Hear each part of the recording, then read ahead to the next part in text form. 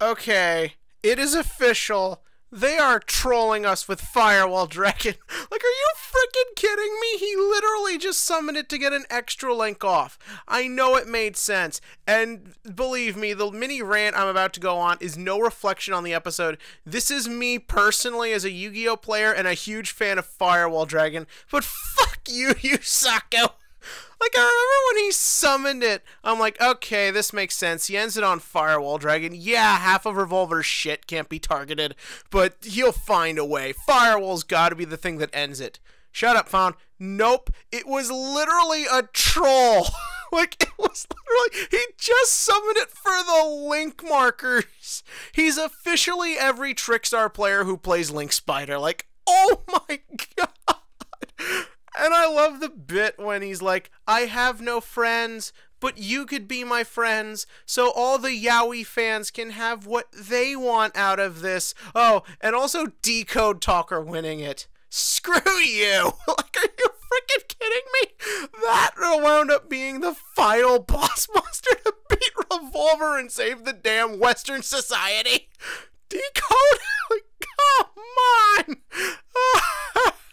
And then it's like, he's like, I have no friends but you, because I totally had the option to make friends with people who have the same personality type as me, but fuck it if we put in real emotion and actual connections. Writing is hard.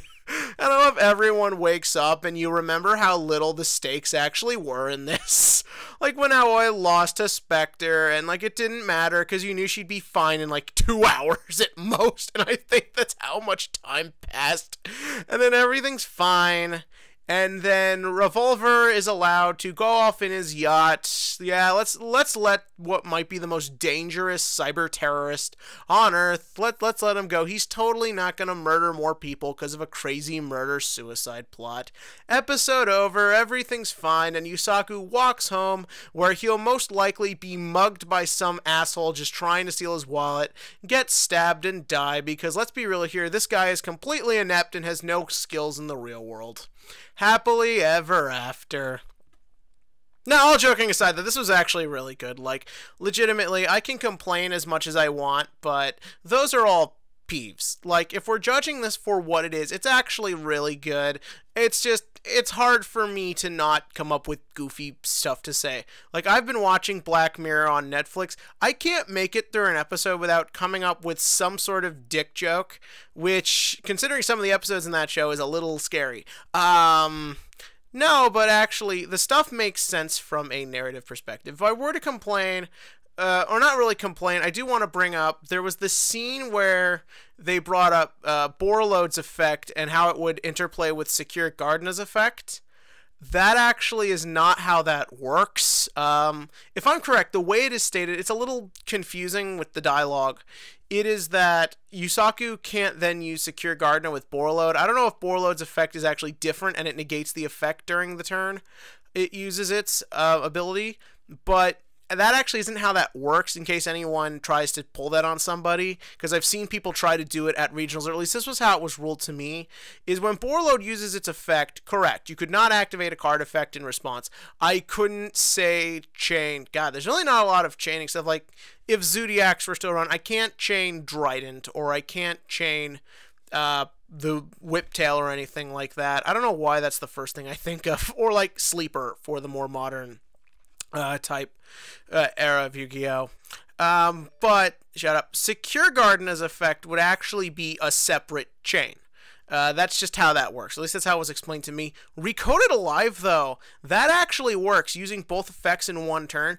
I checked. Recoded Alive actually specifically says that to use the second effect, you can't control something in the extra monster zone. Not that there has to be an empty extra monster zone, not that it's only a hard once per turn. Literally, you just have to have nothing in the extra monster zone, or at least you can't control a monster in the extra monster zone, and you can actually use that effect twice. I'm not saying that's going to ever be relevant, but it's interesting to note for just real-world interactions, considering we're going to get Goki Troymare in like a month and a half, or actually about a month, and that deck does try to extra link, so something interesting to think about. As for the episode itself, yeah, all this works on its own, like as its own story or narrative. Again, we don't have as solid a foundation as I would like, especially in the emotion department and even in a lot of ways the duel department, but I bought everything for what it is. First up, all the cards Yusaku used on his last turn. Unlike the normal everything happens off one play bullshit, no. He had 3 turns where he basically had time to set everything out, he had time to draw into everything, and we know he uses a lot of grave effects since he's using a Link spam deck. I like that he obviously prepared his deck for the day he would face Revolver again, and it was cute that he did legitimately do the thing everyone's been joking about against Revolver, and that's just try and resolve a board wipe against him. That was really neat. From there, his whole extra Link play was fine, I guess. I mean, it was cool, and it made sense that he'd try and take advantage of the Link zones. It really did annoy me that Firewall Dragon didn't do anything. They tricked you and made it look like he was, and it was a cute false lead, which I appreciate, but all in all, for a card as hyped as Firewall, for a card as powerful as Firewall, for a card as dear to my heart and the heart of all us World Chalice players out there, and even some Magician builds I'm testing out, shockingly, he works in there as well, I just think the card deserves a bit more, considering they keep sticking him on all the Vrains marketing, and Yusaku has used him 3 times, and no time has his effect been what actually did it. Yusaku literally just used it for the Link markers and the zones. But it's fine, and using Decode Talker at the end does make sense. It's Yusaku's go-to monster, it's the thing he uses the most, and in the situation he needed to bait out Revolver's plays. He needed to get to that point where something could finish it, so it made sense. It genuinely did, and it is fitting for everything it did for him, and even in the opening, it made the opening come true where Decode beats or fights Borreload.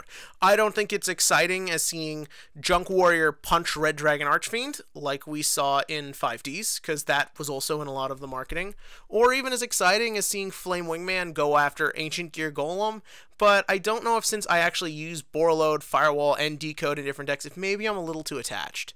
But that's just me, and also since I'm not that attached to Yusaku's deck to begin with, but it's cool. I think it genuinely works for what it is. I do love the scene where Yusaku tells Revolver that I can be your friend. It's interesting because you need to put this in the context that Yusaku doesn't know what a friend actually is. Like, he has an idea what it means, and that scene was then followed up by showing how separated he feels from society. Someone this screwed up probably would look at someone like Revolver and be like, this is the only person I could be friends with. Now again, it probably would have been a stronger story if he developed bonds with Aoi and Go, who have similar but different backstories, so when he makes that friendship appeal, maybe it would have a little bit more heartfelt to it. But it's interesting, and it's a great idea to think about. And even then, like at the end there, when he lets Revolver go, remember, if Yusaku wanted to, he could totally just fit Revolver into his want for vengeance. He's done it before, just talk himself into hating that person too, but he doesn't. It's showing mercy, it's understanding your enemy, it is knowing that this was not an evil person, and like Yusaku, everything could have wound up totally different from him. So it is a very nice scene, and it is cool, and I like the fact that it was silent, it wasn't overly played. We don't even really know how that interaction might have went. Did the two even talk to each other? Did he even interact with him? Did he just let Revolver go? Did he tell Revolver, I'm watching you, and don't do this again? Did Revolver say anything back? Maybe for all we know, Revolver does have a gun and just ran away. And I really liked the following scene too. The whole interaction with Ignis was great. I really love the bit where Yusaku lets Ignis go, and if you look at Yusaku's look on his face, that whole final scene, it's actually this face of confusion. It's this look of, what now? My whole life was this. Everything I was my revenge, and I mean, yeah, obviously he's got to go after Soul Technologies left, but a big burden has been left from him, and that almost looks like it scares him, like that he doesn't have that anymore. He needs to find a life like the rest of us, and that is really interesting and a great way to resolve the first part of his story arc.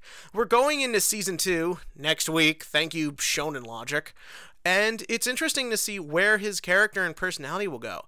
And I like the scene where he lets go of Ignis. It's not overly drawn out. It's not overly emotional. It doesn't need to be, and it shouldn't be. Obviously, Ignis wanted to be Yusaku's friend and tried at several points, but he accepts that Yusaku can't share those feelings, or not in the way Ignis would like. I mean, this sounds really gay. Like, now I know why there's so much yaoi fan art on the internet of this show. But no, it's a great little scene. He lets Ignis go, and that's him letting go. And I love the interaction with Kusunagi next. Like, we see that idea that people do try to reach out to Yusaku. There are people who want to be friends, but he just can't let anyone in yet. And even then, when you see him walking, the contemplation on his face, that serious confusion look, like, it is great. And I've brought this up before, how Kusunagi is an enabler to Yusaku. I think it's more powerful for Yusaku to do that final moment alone rather than together. Because if it's together, you can make a lot of assumptions as to how their relationship will still work, that Yusaku has another plan. But seeing him alone like that, like having no one to influence him, having nothing important going on, to just be able to take a walk and think about what's going on in his life, I think is a really powerful note to end off on, and actually a great resolution to what was all in all a crazy roller coaster of a season, guys.